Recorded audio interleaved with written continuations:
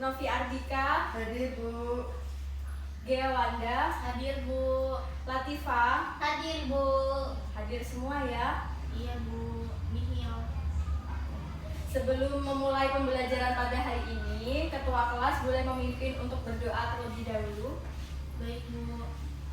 Oke, sebelum pelajaran yang dimulai pada pagi hari ini, alangkah baiknya untuk kita berdoa kepada Tuhan Yang Maha Esa, berdoa menurut agama dan kepercayaannya masing-masing. Berdoa dimulai. Berdoa selesai. Memberi salam. Assalamualaikum warahmatullahi wabarakatuh. Waalaikumsalam warahmatullahi wabarakatuh. Nah, untuk selanjutnya agar pembelajaran menjadi lebih semangat, kita menyanyikan lagu kemerdekaan terlebih dahulu sesuai dengan tema pembelajaran kita pada hari ini. Ketua kelas bisa memimpin untuk menyanyikan lagu.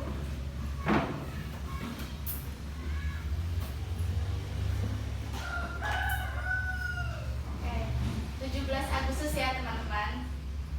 3, 2, 1. 17 Agustus tahun 45, itulah hari kemerdekaan kita. Hari merdeka nusa dan bangsa, hari lahirnya bangsa Indonesia. Merdeka, sekali merdeka tetap merdeka. Selama hayat masih dikandung badan, kita tetap setia mempertahankan Indonesia. Kita tetap setia membela negara kita. Baik Mas, terima kasih ya, semangat sekali kalian. Iya dong. Nah, minggu lalu kita telah membahas mengenai nilai-nilai Pancasila. Nah, dalam nilai-nilai Pancasila tersebut tentunya ada kaitannya dengan bagaimana sih proses perjuangan para pahlawan untuk mendapatkan daerah dalam kerangka Negara Kesatuan Republik Indonesia sehingga Indonesia jadi merdeka. Pada hari ini kita akan membahas materi mengenai daerah dalam kerangka Negara Kesatuan Republik Indonesia. Pokok bahasanya yang pertama yaitu mengenai perjuangan menuju Negara Kesatuan Republik Indonesia. Nah, perjuangan tersebut diawali dari Jepang menyerah dari sekutu. Jepang menyerah dari sekutu itu karena adanya peristiwa bom pada kota Nagasaki dan Hiroshima pada tanggal 6 dan 9 Agustus.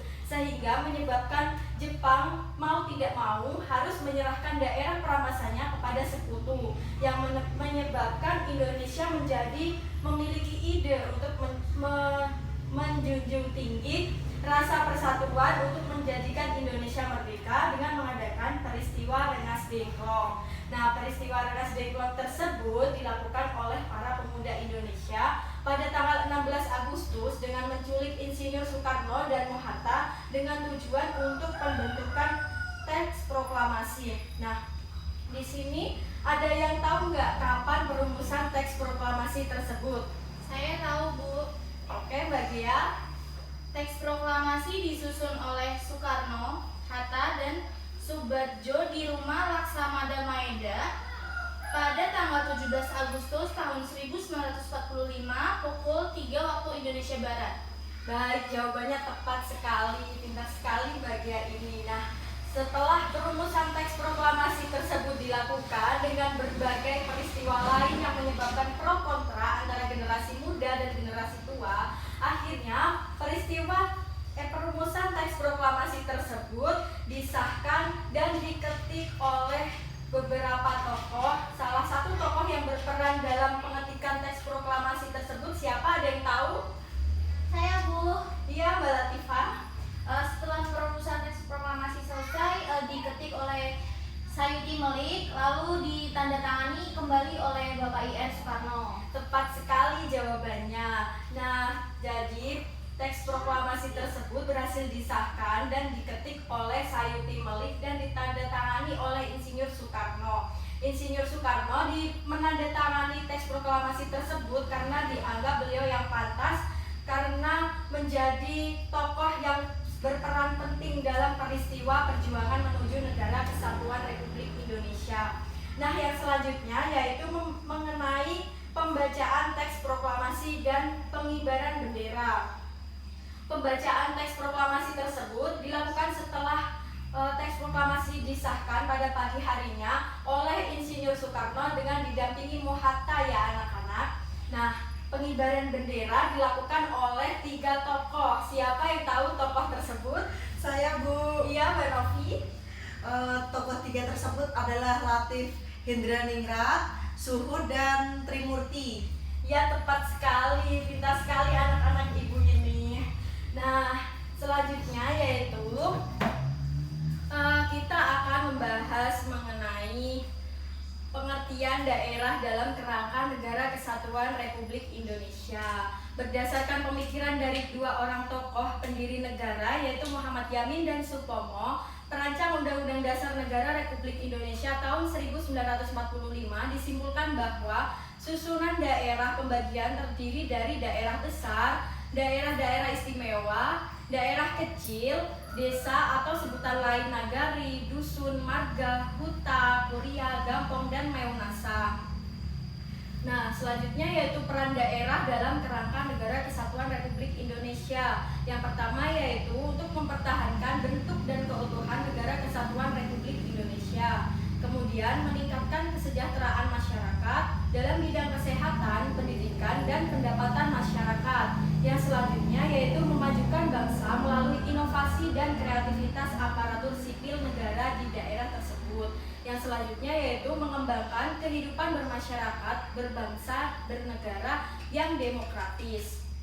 Nah, Ibu rasa pembelajaran hari ini cukup ya. Selanjutnya Ibu akan menampilkan video dan akan membentuk kalian menjadi beberapa kelompok untuk menganalisis video tersebut.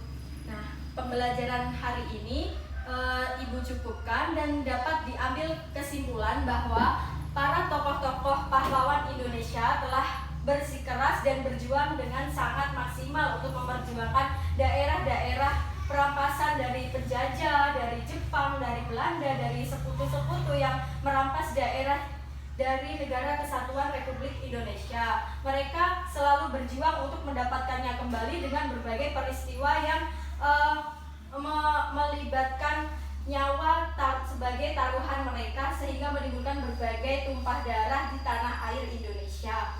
Nah, untuk pelajaran pada minggu selanjutnya yaitu presentasi dari kelompok kalian masing-masing dengan menganalisis video yang akan Ibu tampilkan setelah pembelajaran ini. Hari ini Ibu cukupkan. Semoga kalian sehat selalu dan selalu semangat untuk mencapai cita-cita kalian. Sekian, terima kasih. Wassalamualaikum warahmatullahi wabarakatuh. Waalaikumsalam warahmatullahi wabarakatuh. Terima kasih, Bu. Ya. Hati-hati di jalan, Bu. Ya.